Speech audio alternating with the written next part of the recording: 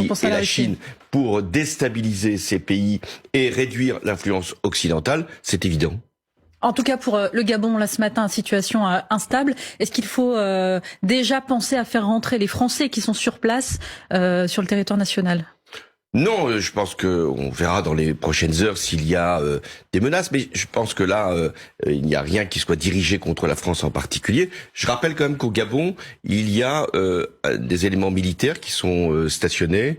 Et il y a des intérêts économiques importants, beaucoup plus importants que ce qui peut se produire, par exemple, au Mali. Vous disiez, François Hollande, que le manque de fermeté au Niger, notamment, pouvait avoir entraîné... au Mali d'abord, mais également au Niger, pouvait entraîner une forme chez les militaires, le sentiment un peu d'impunité. Est-ce que Emmanuel Macron a raison de faire preuve de fermeté au Niger, avec le Niger ? Oui, mais ça aurait dû se faire dès le premier coup d'État au Mali.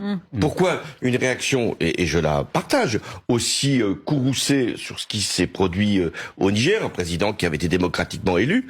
Il n'y a pas eu l'équivalent, il y a maintenant 3 ans, lorsque le président Keïta a été renversé par des militaires. Pourquoi Emmanuel Macron est même allé au Tchad lorsque le président Déby a été tué, que c'est son fils qui lui a succédé, sans du tout qu'il y ait de processus électoral. Donc il y a eu une forme d'acceptation des coups de force. Et alors effectivement, au Niger, c'était le coup d'État de trop, parce que là, il y avait aussi une réaction anti-française qui paraissait totalement exagérée, disproportionnée, parce que je rappelle que la France, au Niger, n'est là que parce qu'elle y a été appelée. Mais on peut avoir le discours de fermeté, encore faut-il en avoir les moyens. D'abord parce que c'est pas à la France de régler ces questions-là. C'est à une organisation qui s'appelle la CEDEAO, c'est-à-dire le regroupement des pays de l'Afrique de l'Ouest, ou à l'Union africaine, de régler entre Africains la question des d'évolution de pouvoir, des coups d'État lorsqu'ils s'en produisent, et des processus électoraux qui doivent être encouragés.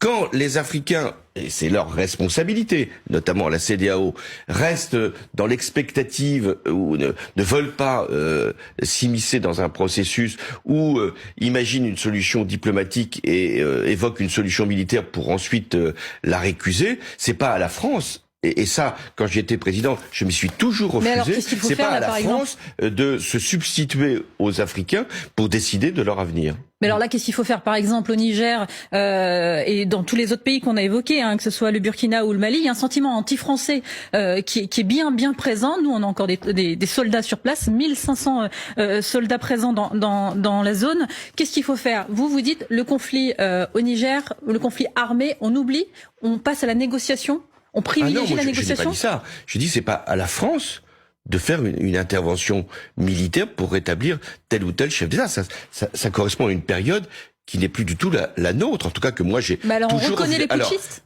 Ce que nous devons faire, c'est de dire aux Africains, et notamment aux Africains de l'Ouest, que c'est à eux de faire en sorte que des processus, comme on vient de les connaître, des coups d'État, ne puissent pas rester impunis et qu'il n'y ait pas de travail ou diplomatique ou de médiation pour rétablir les présidents qui ont été légitimement élus. Par ailleurs, sur le sentiment anti-français, parce qu'il existe... Est-ce que vous arrivez à comprendre ce qui se passe? Parce qu'il existe. Bon, et il faut y répondre.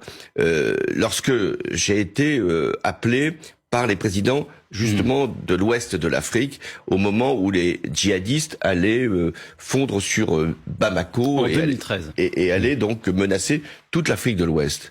Je ne l'ai pas fait parce que j'avais une envie impériale ou une espèce de souvenir néocolonial, ou parce qu'il y avait des intérêts économiques. Il n'y en avait aucun. Je l'ai fait par solidarité.